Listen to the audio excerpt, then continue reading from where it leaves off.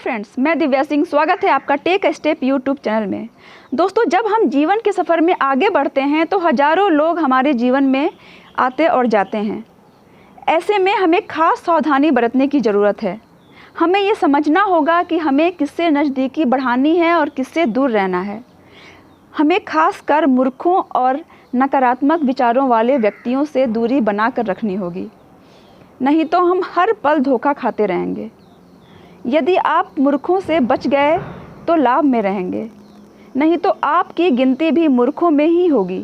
सबसे पहली बात, यदि आप मूर्ख व्यक्ति को अपना दोस्त समझकर कोई रहस्य बताएंगे तो वो कभी राज नहीं रहेगा।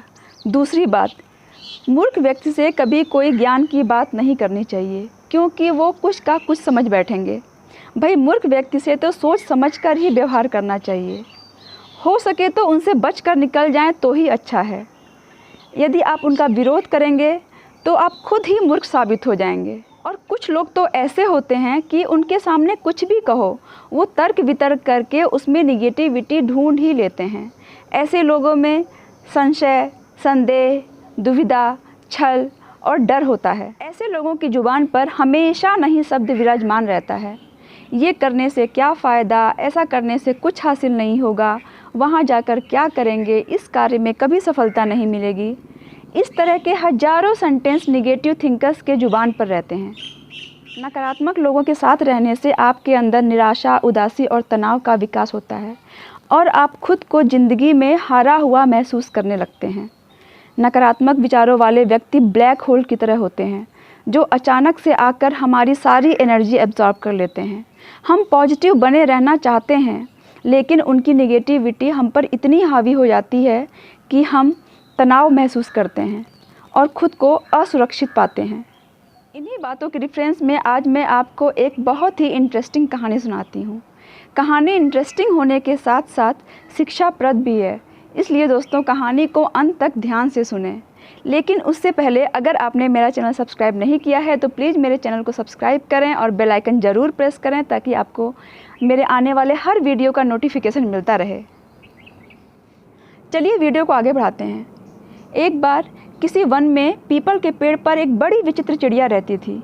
वो सोने के बीट करती थी, अर्थात उसका बीट ज़मीन पर गिरते ही सोने का हो जाता था। ये सब एक बार किसी बूढ़े शिकारी ने अपनी आँखों से देखा तो उसे अपनी आँखों पर यकीन नहीं हुआ। उसने सोचा कि ऐसा कैसे हो सकता है, लेकिन चूँकि उसने अपनी आँखों से देखा था तो उसे यकीन करना ही था। तब उसने सोचा कि यदि मैं इस चिड़िया को पकड़ लूँ फिर तो मैं माला माल हो जाऊँगा। इसे खूब खिलाऊँगा ताकि ये ज़्यादा से ज़्यादा बीट करे और इससे मेरा बुढ़ापा बड़े आराम से कटेगा। ये सब सोचकर शिकारी ने चिड़िया को जाल में फंसाकर पकड़ लिया और उसे लेकर खुशी खुशी अपने घर की तरफ चल दिया। रास्ते में उसने सोचा कि ऐसी विचित्र चिड़िया, कहीं ये भूत प्रेत हुई फिर तो मैं धनवान होने की जगह संकट में फंस जाऊंगा। बहुत सोचने विचारने के बाद उसने ये निष्कर्ष निकाला कि मैं इस चिड़िया को राजा को दे देता हूँ और बदले में इनाम भी ले लूँगा। ऐसा सोचकर शिकारी महल पहुँचा और राजा को सारी बात बताई। बोला, महाराज, ये चिड़िया बड़ी अनमोल है। इसका बीट ज़मीन पर गिरते ही स्वर्ण में परिवर्तित हो जाता है, इसलिए मैं इसे पकड़कर यहाँ ले आया ताकि राजकोष में बढ़ोतरी हो। चिड़िया को पाकर राजा बड़ा प्रसन्न हुआ और बदले में शिकारी को इनाम दिया। फिर अपने सेवकों को बुलाकर कहा, ये चिड़िया बहुत अनमोल है, इसकी देख रेख में कोई कमी नहीं होनी चाहिए। सेवक चिड़िया को पिंजरे में डालकर लेकर चले गए। अब जब ये बात मंत्री को पता चली तो मंत्री ने राजा से कहा, महाराज, ये एक साधारण जंगली चिड़िया है, इसे अनमोल बताकर शिकारी आपको मूर्ख बना गया। अगर ये अनमोल चिड़िया होती तो शिकारी खुद इसे पालकर धनवान ना बन जाता। राजा को मंत्री की बात में सच्चाई नजर आई और उसने सेवकों को बुलाकर चिड़िया को बंधन मुक्त करने का आदेश दिया। बंधन मुक्त होते ही चिड़िया आकाश में उड़ गई। तो दोस्तों, देखा आपने, पहला मूर्ख शिकारी था जिसने हाथ में आए भाग्य को राजा को सौंप दिया।